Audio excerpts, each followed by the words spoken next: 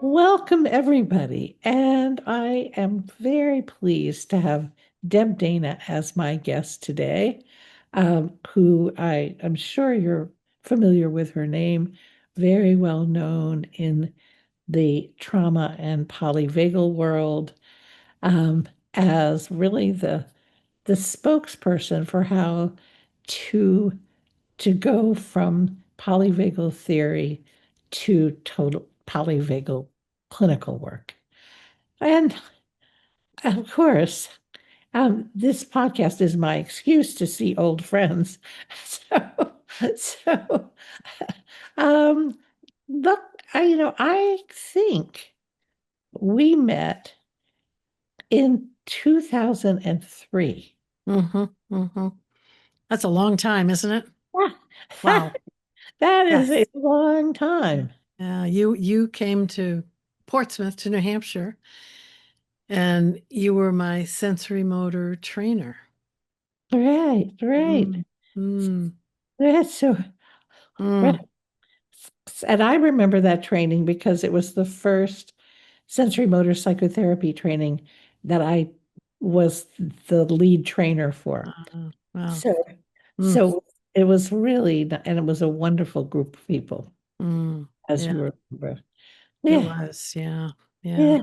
Yeah. I was just graduating with my master's. And so I was diving into figuring out some of these modalities. And you were the first. That was the first that I really, dove into. I said, "Ooh, what is this?" So yeah, yeah, yeah, Amazing. yeah, And and it fits so well with polyvagal theory. So it must have been a really, really, how did you get from being yeah. a newly minted therapist and sensory motor trained to to the polyvagal world? It's interesting because I've always been a neuroscience nerd. I loved knowing how the brain worked, and then sensory motor brought it into the body. And then I did some IFS training. So we got all that going on. And then I read Steve's first book. And you have you had those moments when something comes in and you go, "Oh, that's what I've been missing." Right? Yeah.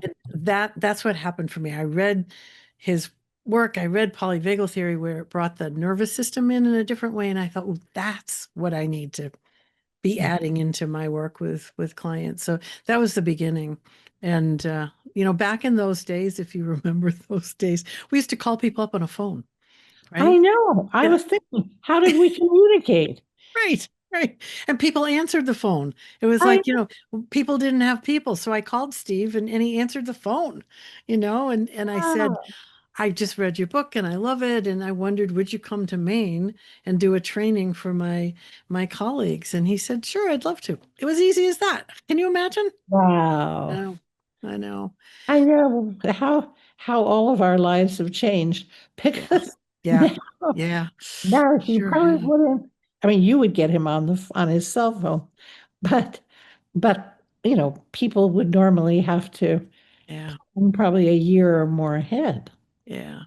Yeah, it's a very changed world now, isn't it? But yeah, so we were lucky, and he came to Maine and did a 2-day, 3-day, I think, training for my group, and then he stayed for a while because Maine's a lovely place, right? It's a beautiful place to be. And Beautiful place. Sue Yeah. came with him, and they Yeah. stayed for a bit, and so we got to just sort of hang out, and that was when I felt that sort of that easy connection. We would say a neuroception of safety and welcome that are that we could create something together. And he was always so generous and kind and supportive because, as he said, he's a scientist and an academic, and I was the clinician, and so we could bring things together. And it all kind of went from there. And when you look back on your world, do you have those moments and you think, "Wow, I never would have expected to be where I am"? Oh, absolutely. Right. Hmm. And I didn't get there on purpose. Right. That's Right. that's the best thing. Yeah. Yeah. Yeah. Yeah. You I know? back and I think, I don't know how I got here. I mean, I love being here and it's wonderful and I love being able to share my passion, but would I have predicted it? Would I have thought when I was first meeting you and doing sensory motor that I'd be here? No. Yeah. Yeah, So, yeah. right. And when I was a sensory motor trainer, I never thought, Yeah. I would never occur to me. I mean, I had one mission, which was to Mhm. improve the quality and understanding of trauma treatment. Yeah. But Yeah. Well, you have done that beautifully. You really have. Yeah. well, we both have, which is Yeah. great. It is great. It is great. It's nice to see the work out in the world, isn't it? It is, it Mm. is. Yeah. And and it's good to see people passionate Mm. about these models Yeah. and people are passionate about polyvagal theory. Yeah. Yeah. Yeah, they are. They are. It's interesting. And part of it is, I think, because it does weave so well into other models. It can sit underneath. You know, if you understand the nervous system, sensory motor works better because I know what's happening. IFS works better. They all sort of, it's easier to sort of navigate. So yeah. Yeah. Right, absolutely. And Mhm. talking therapy is better when Mhm. Mhm. integrated with polyvagal theory. Yeah. Yeah, yeah. Yeah, it's interesting because Janina, sometimes I wonder, I'm really not talking to my client's brain, am I? I'm talking to their nervous system. You would say you're talking to their body, right? I mean, we're not talking here, even though that's sort of Yeah, we're using words, but that's right. Yeah, yeah. So yeah, I yeah, love having the language. For me, the language of the nervous system, the language of polyvagal has been really helpful for me. And I was doing a piece of work the other day. Somebody asked me to review something, and it was bringing all sorts of things together, and then polyvagal. And I thought, I have become a polyvagal purist, which I never thought I would do.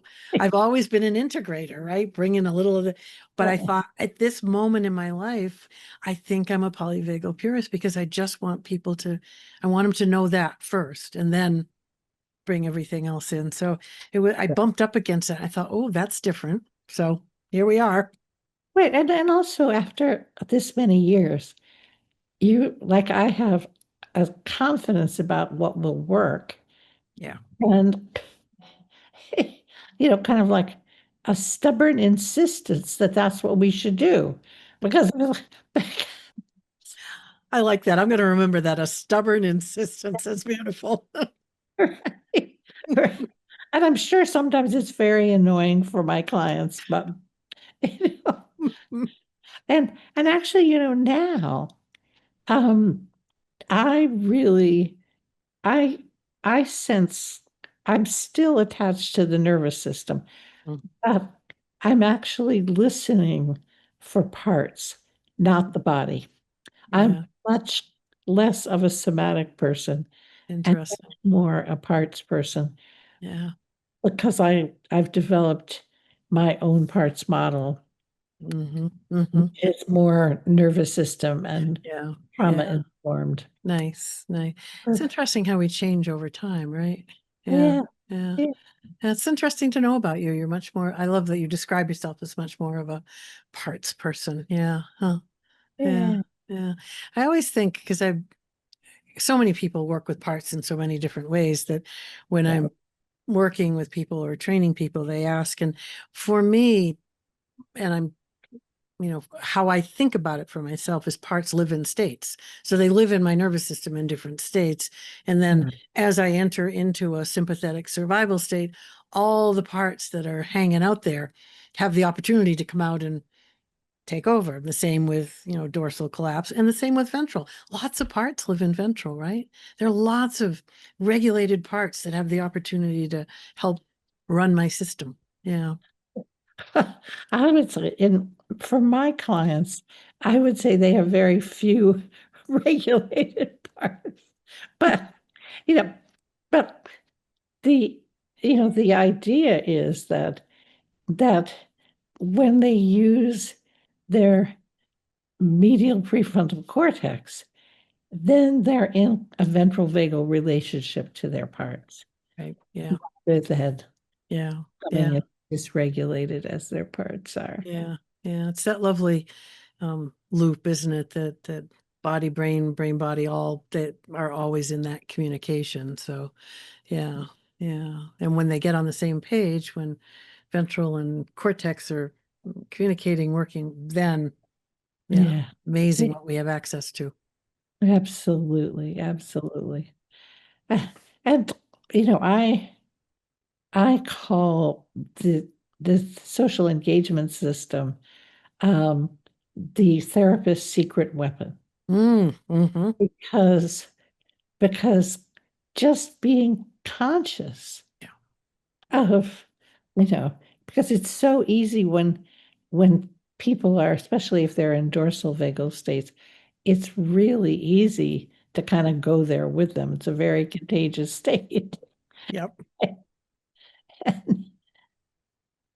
It is. And I often will tell new therapists who are trying to figure out how to, what models to do, what to do. And I said, well, while you're doing that, I will tell you that being regulated with a client for a session is a powerful intervention in and of itself.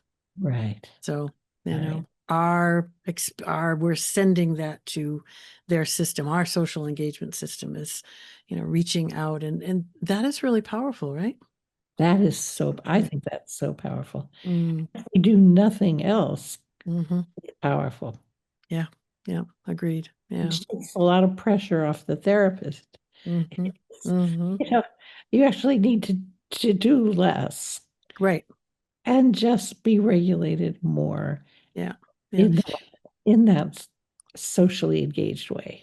Do you find though that many clinicians are more interested in learning the protocol than learning their learning how to stay regulated or balanced? I keep running into that. They want to know how to do this, but not how to do this, right?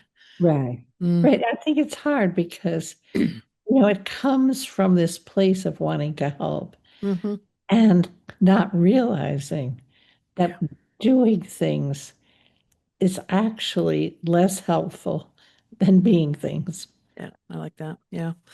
Yeah. Yeah. Yeah. And there's such an emphasis these days on are you going to give your audience something practical to do on Monday? Hmm. Hmm. And and Yeah. yes, I'm happy to do that, Yeah. but it's really the delivery. Right. It's Yeah. not the it's Yeah. not the skill, it's not the I intervention. know. Right. Because you could deliver a practice from a dysregulated state and it will just dysregulate your client. Right. Right. Yeah. Yeah. It's interesting. We put a high premium on what can they take into the office the next day Right. or Monday. Yeah.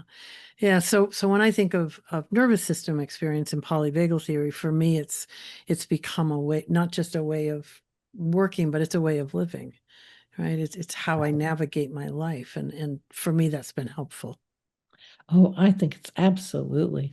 I I feel I feel like I use everything I teach because Hmm. my quality of life is much better. Yes. Yes. Okay. I do still, however, bump into the days when I think, oh, I teach better than I practice. So, Well, I still have those moments. Yeah. oh, of course. But I actually think those are valuable moments because we get it. Like Yeah. you know, so often I have the same kind of, you know, urgency to do something Yeah. and and it never works. You're It, right. No, no. Yeah. I know we look back on that moment and think, oh, I should have listened to the wisdom of my nervous system or my wisdom in some way because I would have made a different choice. Yeah. Yeah. absolutely. And I was watching some video clips from a client who I think I became a worse and worse therapist over. the course of her therapy Oh. because because she was a almost classic dorsal vagal client. Mm, mm, And w- with a a streak of sympathetic suicidality thrown oh, in. great. Yeah. Yeah, right. Mm, And I remember at the beginning, I was I was so regulated and so relaxed with her. mm, It didn't feel like I needed to make something happen. I just needed to help her notice what was happening because that's mhm, regulating in and of itself. mhm, And and then I looked at clips from later sessions, and I was, mm. excuse my language, I was a bitch Yeah. Yeah. because because I was getting frustrated. Yeah. Yeah. Your sympathetic was coming into action, wasn't it? Mm-hmm. Absolutely. Mm-hmm. And I could barely contain myself. And Oh. I thought, Mm, I don't know if she noticed mm, so much, yeah. but I thought, oh, Yeah. actually, right, she was really stuck when I was regulated. Mm-hmm. Mm-hmm. And, and I think, and because she was stuck, I stopped regulating and tried to kind of beat her into, Yeah. Yeah. Yeah. into change. Yeah. And Yeah. it just was totally didn't work. Yeah. No, usually doesn't, does it? Yeah. Yeah. I look I back think on the I think early, sitting with someone though in dorsal is the hardest, right? Because we are pulled to want to get them out of dorsal when really most of the time their nervous system is telling us I need to be here for a bit. There's something that needs to happen here. So, it's easier for me perhaps than you. My home away from home is dorsal. I'm very familiar with that. That's my survival strategy of choice. So I can I can sit with people in dorsal knowing that they will come out, right, and but yeah, it's still challenging, and we can feel our own system wanting to get out of there. Come on, let's do something. Yeah. Mm. right. And and my sense of, let's got to do something was I was getting older. Mm. Like, we just don't have that much time. Oh. Mm. That was the kind Yeah. of was the Yeah. systematic push. That's interesting. Yeah. Like we got to get this done. Yeah. Yeah. Yeah. I mean, interesting, wise information from your system. It just then came out in a way that wasn't helpful for the Right. client, but the bottom line information was important for you to have. Yeah. Yeah. Yeah. Oh, yeah. But I think it was really, I mean, thank goodness for Zoom recordings because Oh, I mm, could watch myself over time. yeah. Yeah. Humbling, isn't it? Very humbling. Yeah. And I think about that. I think, wow, I've been doing this quite a while now, and I still can get messy with the best of them, right? Yeah. Yeah. Yeah. So, yeah, it's interesting. And I love that your system gives you that information because I think if we listen, we get the information that our system needs us to know. It's just turning toward and listening can be challenging. Right, Mm, right. And mm. wrestling with that wish to help. Yeah. Yeah.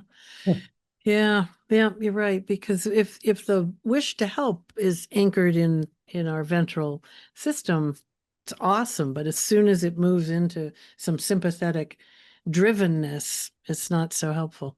Yeah. right. Yeah. Exactly. Yeah. Mm. Exactly. And then in dorsal, we lose the wish to help because why bother? Nothing's going to change. It's hopeless. Right. So, yeah.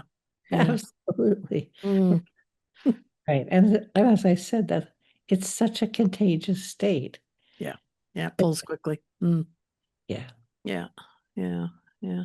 It's interesting because when I teach now, I teach that I do teach that sympathetic can pull so quickly and so intensely that you want to, just be on the watch for that.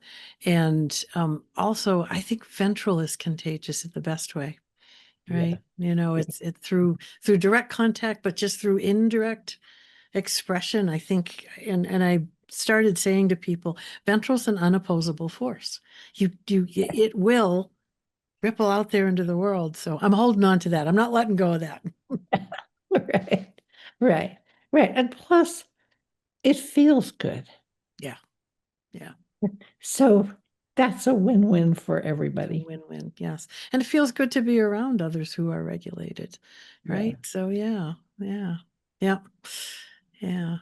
It is a win-win. I like that. We need some of those in the world nowadays.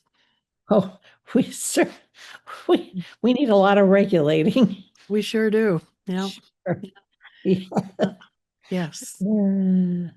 It is interesting to look at the world through the lens of the nervous system, though, because you do see lots of people who are sympathetically activated, and another great group of people who have gone to dorsal despair, right? So we got both of that, and not enough people who are holding down the ventral regulation. So, we know what we need to do. It's just how do we get there, and how do we Right. stay there is hard. Mm. It is hard. It is hard. And and I think um, there's so um there's so much happening every day Mhm. that you know that Yeah. that feels threatening and that Yeah. it's a very Yeah. it's Yeah. very hard to stay regulated. It is. It's so much coming at us all the time. Yeah. Right. Yeah.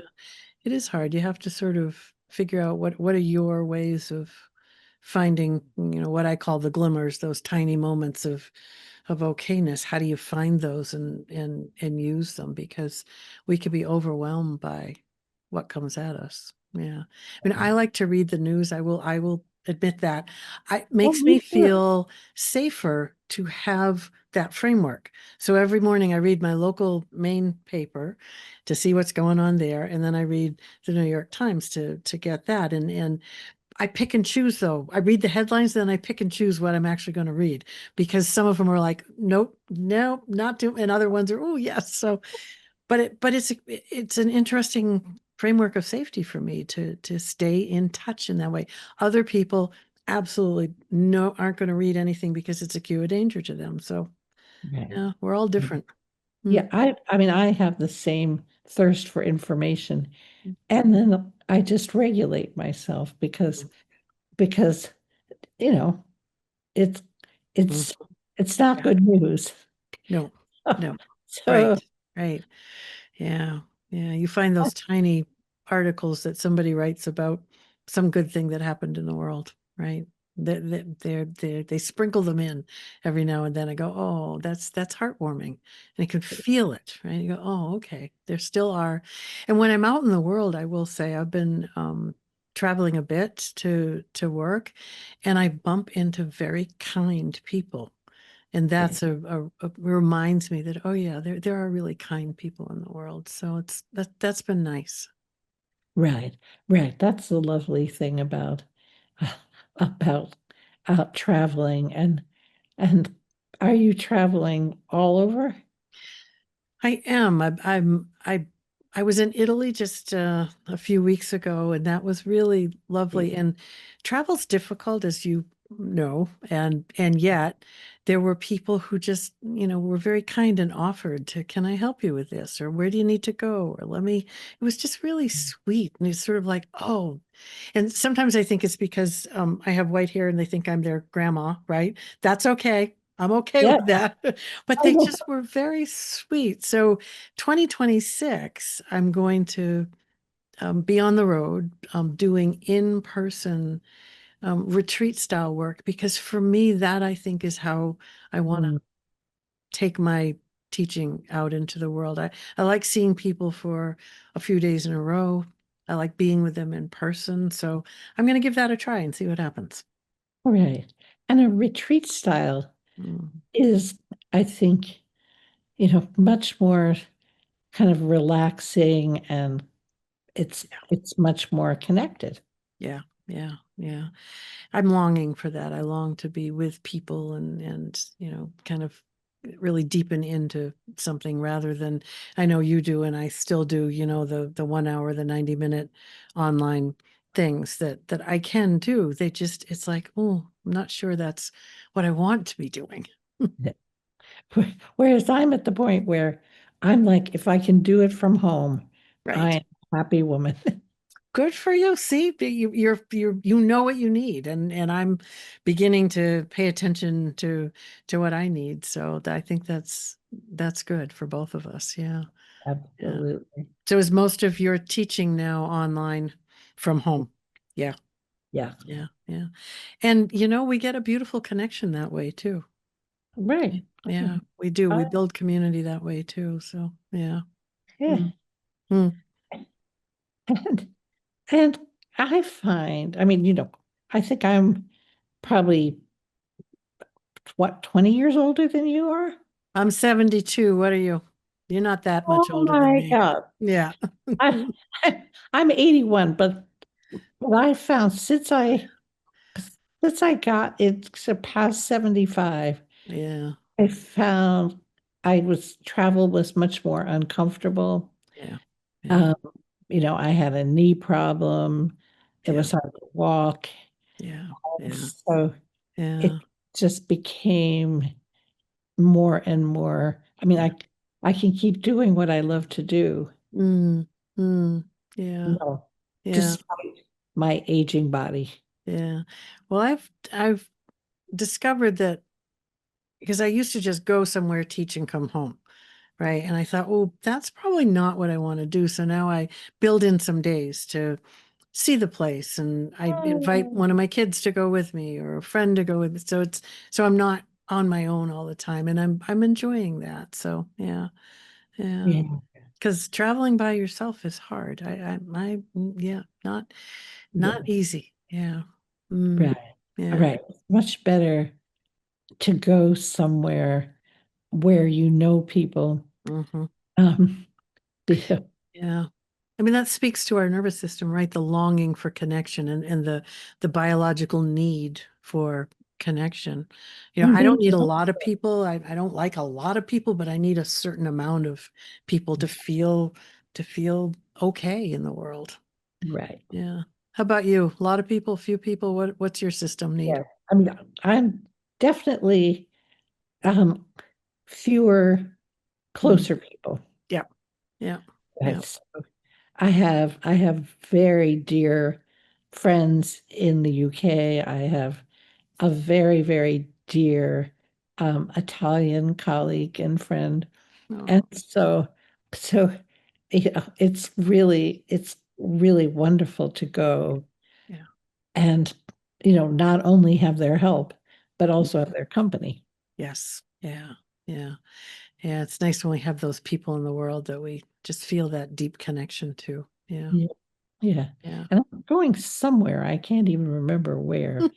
I'm going in 2026, and I think I'm going to invite my older son to come with me Oh, yeah. because he'll be good company. He'll be a lot of help. He's Hmm. a therapist. He's a trauma therapist. Oh, nice. So he will get to meet, Yep. wonderful colleagues. Yeah. Love it. Love it. Yeah. Is he sensory motor trained? He is by Yeah. me. Perfect. That's good. And he's probably trained in your way of working as well. He is, Right. yes. Yeah. Yeah. Yeah. Oh, how delightful that must be. It is. It's so fun to talk shop. Yeah. Yeah. Well, I have most of my family now talking polyvagal nervous system, so that's good. That is good. Yeah. Yeah. Even though they're not therapists. Not therapists, but we speak the language, so that's Oh, good. Yeah. right, Yeah. right. Yeah. Yeah. Yeah. Mm. And Well, I'm glad you're going to get out in the world somewhere and have family with you and enjoy it. That's good. Yeah. Mm. yeah. But I actually love living. I mean, I didn't live alone Mm. at all from the age of 23 to what? To probably 72. Mm. Hmm. And and I actually find it really nice because I don't have to negotiate with anybody. Mm-hmm. Mm-hmm. Yeah. Right? We don't have to decide who's going to shower first. Right? Right. There are some of those things that I appreciate. This is year two for me. Bob died 2 years ago, so I'm still getting used to what it's like to live alone. But I agree with you. There are some nice things. I can eat what I want when I want. Right. I can leave my stuff around if I want. Nobody's going to say anything. So there is that I love. I just haven't figured out the social aspect yet. I'm still trying to Yeah. figure out how do I also connect with people. So I can feel and it's lonely sometimes, but you know what I've been feeling recently that is that interesting feeling of melancholy, Yeah. which is that sort of subtle sorrow or longing or something. That's interesting. Yeah. Mm, Yeah. Yeah. mm, Yeah. Um, yeah, I try to figure out why I'm not, why I don't feel lonelier. It does mm, help. My son lives 8 minutes from my house. mhm. So he can, Perfect. he can pop over Mm, at any time. yeah. Um, but but I think actually I feel like I'm never alone because I'm on Zoom all day, Yeah. Good for you. Yeah. Yeah. which is Yeah. You're feeling very, very busy in your work still. they're too busy. Yeah. Yeah. Good for you. Well, not too busy, but glad that you're still out there bringing your wisdom to the world. That's great. Yeah. Yeah. And you know a little bit about too busy. I do. I do. And I'm trying to take a step back and be a little more mindful of what I say yes to. So, yeah. It's so it's such a hard balance. Yeah. Yeah. And and we're planning into the future. Hmm. So, I'm thinking, oh, this will be fine. And then I look at, some week in April of next year, and I'm teaching every morning. Right. Right. Yeah. And I No. think, Yeah. how did that happen? Exactly. Exactly. I know because we schedule our lives like a year in advance. I have no idea what I'm going to feel like next Right. November. I have absolutely no idea. So, Right. okay. Yeah. Yeah, it is an interesting way to try and live, to try to think that far ahead and think, "Oh yeah, I can do this and that." Because today I'm feeling pretty energized, and if you ask me, I'd probably say yes to 5 things.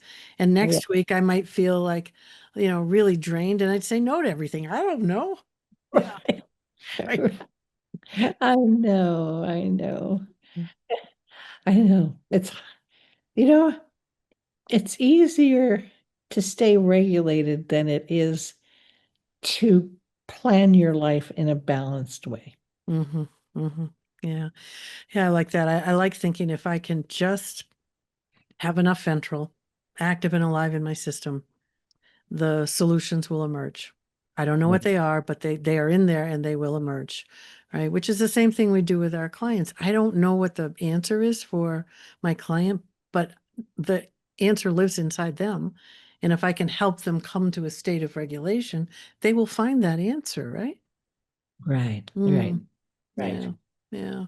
Absolutely. Mm, And and and it's hard because, we're wrestling with their need to have an answer hmm. and our need for them to have an answer. Right, right. Yeah, yes, yeah. Yeah, it's interesting when you have clients who are so sympathetically driven, right? Have to have an answer, need it now.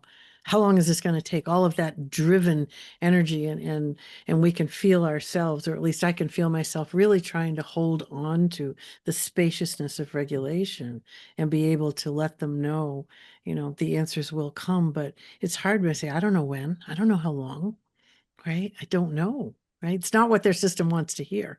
Right. Yeah. Right. I'm Yeah. so Yeah, yeah. But when they right. touch into ventral, when they have that moment of feeling regulated, they can feel it too, right? They can feel, oh, there's no exact timeline here, and that's okay. We'll get there, right? That's what I keep I truly believe that the nervous system will find the way to regulation. And that's what I tell my clients. Your system knows the way and it will find the way, and we will help it find the way. And once it finds the way, then all sorts of possibilities will emerge. Right. And it's so hard. I mean, I'm thinking of my longest term Mm, client, who I call Annie, mm, who who keeps finding regulation and then losing it. yep, yep, It's it's amazing. yep, It stuns me sometimes. I'm yeah, like, have we been talking? You know, have right. have we been regulating? Mhm. You Yeah, know, what have we been doing? yeah. Well, yeah, I mean, that's the interesting thing about the nervous system, though, right? That finds regulation, loses, finds, loses it, and does that all the time. And, we have this thought that after all this time, it should be able to hang on to regulation a little bit longer. Well, actually, I'm not even expecting that. I'm just wanting her to remember that regulation Mhm. helps. Yeah, yeah, yeah. That That it see, does help. Yeah, yeah. it Well, seems simpler, yeah, yeah, yeah, yeah. but but it's hard. Mm, It's hard for mm. for you know, in her case, people with dissociative disorders, Yeah, yeah, because yeah. parts know about regulation and some parts I don't. can't. Right. Yeah. Yeah. Some Right. parts think Right. it's a Yeah. crock of shit, Yeah. and or they're afraid of it Hmm. because Hmm. because sympathetic states Hmm. feel safer. Absolutely. Absolutely. My clients, and I don't work with DID, but my clients who were complex trauma survivors, when they touch into ventral for the first time, it's terrifying. Right. I don't know that state. What do I do here? It feels too weird, too scary. And said, of Yeah, course. too Yeah. relaxed. It feels too good Hmm. to be Hmm. safe. Right, right. And so, with my clients, we would just keep dipping in, right? Little ventral. And over time, their system would reshape towards feeling, oh, yes, this is okay. Right. But I didn't have all these different parts that were, giving them a whole different experience all the time. So, yeah, I can imagine how complicated that must be. Yeah. And right, and yeah, and like usually I can say to people, of course it feels uncomfortable. Of course Hmm. it feels weird. Hmm. Of course it doesn't feel like you. Hmm. Right, Right. right. Right. Yeah. Yeah. So, but we can work on helping you to feel more comfortable Right, right. with being regulated, Yeah. Every or time more we, comfortable with being connected and being. right, right, right. I think, every time we dip in, it becomes a little more familiar, and familiar is safe to the nervous system, right? Even familiar that's dangerous becomes safe in some ways because it's familiar. And then what you said about, safe in connection, I often think we are the first predictably regulated human that our clients' nervous systems have had a chance to be in connection with. And it takes Right. a long time to trust that. Yeah. Mm. Right. And that's actually a really good um, kind of idea for therapists to have, that, you know, staying regulated is much more than a and quote unquote intervention. Yeah, yeah, yeah, yeah. And I think it's a responsibility we take on when Mhm. we move into the helping profession, and we don't do it perfectly, any of us. So Yeah. we want to have a little sense of grace for ourselves when we dysregulate and find our way back, right? It's going to happen for every Yeah. person who works with other people. And yet, the more I can be regulated, and the more I can hold on to that, the better the work's going to be. So, yeah, another both and. Right, Mm. right. And I think it's, even if we don't put it into words, I think it's good role modeling for the client. Mhm. Mm. Yeah. Yeah, I do too. And I often put it into words. I'll say, I just got distracted for a moment, or my system just went somewhere else for a moment, but now I'm back. Mhm. Can you feel that? Right. And so, because that's the learning, that's the retuning to feeling that. And some of my clients will say, I'm so glad you said that because I knew something happened, but I had no idea what it was. That's right. Yeah. Right. Yeah. Yeah. Right. Mm, mm, mm. Yeah. It's that interesting use of self when we're working with the nervous system, right? That we're talking about our nervous systems because we know their nervous systems are feeling what's happening. You can't hide it. Right. Mm, Absolutely. mm, I just did a training last week and this week for the California State Hospital System, ah, which really made me happy because, you know, those the patients in the state hospitals yeah. ha- have just been on an endless journey Mm, and they're still not safe. yeah. And one of the things I was talking to them about was don't talk about safety because even the word Yeah. is threatening, Yes. Yeah. right? And Yes. I do this piece on trauma-informed communication, Mm, like which is really it's about regulation, but it's framed in a way that people mm, don't understand who don't understand regulation. So, and it says, like, make sure your facial muscles are relaxed because a stern face or an expressionless face is going to trigger your client. hmm. You might as well not even be talking because they won't be able to process Right. it. Right. And Right. watch your tone of voice, right? Because if you sound as frustrated as you might feel, right, Yeah. it's it's going to trigger the patient, and then you won't be heard the way you want to be heard. Exactly. Exactly. Yeah, Yeah. so Yeah. relax your shoulders. Yeah. Because that's actually one of my favorite ways of regulating, To relax his shoulders. relaxing my shoulders, Nice. because it tends to relax my whole body Mm-hmm. Mm-hmm. and and it puts me in a much more regulated state. Perfect. And then you transmit that to everyone around you. Yeah, Right. it's beautiful. Yeah, I like that. Just relax your shoulders. It's nice. It's nice when we find something that works quickly, easily, and predictably. That's beautiful. Yeah, Right. yeah. Mm.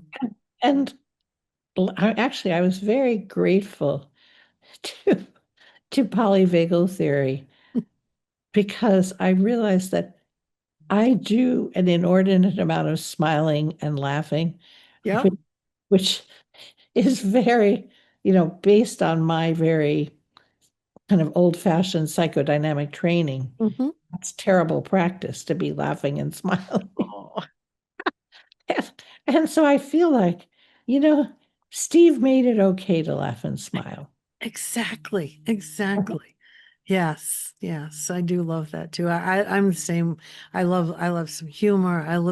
I actually love a bit of sarcasm with a client, the banter back and forth, and most clients just they like it too. And when you find the client who doesn't, okay, not with this client, and that's okay. We can be more serious or be more whatever that system needs. But most nervous systems love some of that humor and some of that banter back and forth. Yeah. Yeah. Mm. Right. And I think, because I think when we're smiling and laughing, it's a communication that nothing traumatic is happening. Yeah, yeah, Because exactly. you certainly don't laugh and smile in the midst of danger. Right. Yeah. It's a nice thing to think about. Yeah. Yeah. Yeah. It's gonna be okay. Right. Yeah. Yeah. That's, Yeah. Mm. Hmm. that's what we Mm. want to communicate. Mm-hmm. Yeah. Oh, Yeah. Mm. this is so great. I'm so glad we had this opportunity. I am too.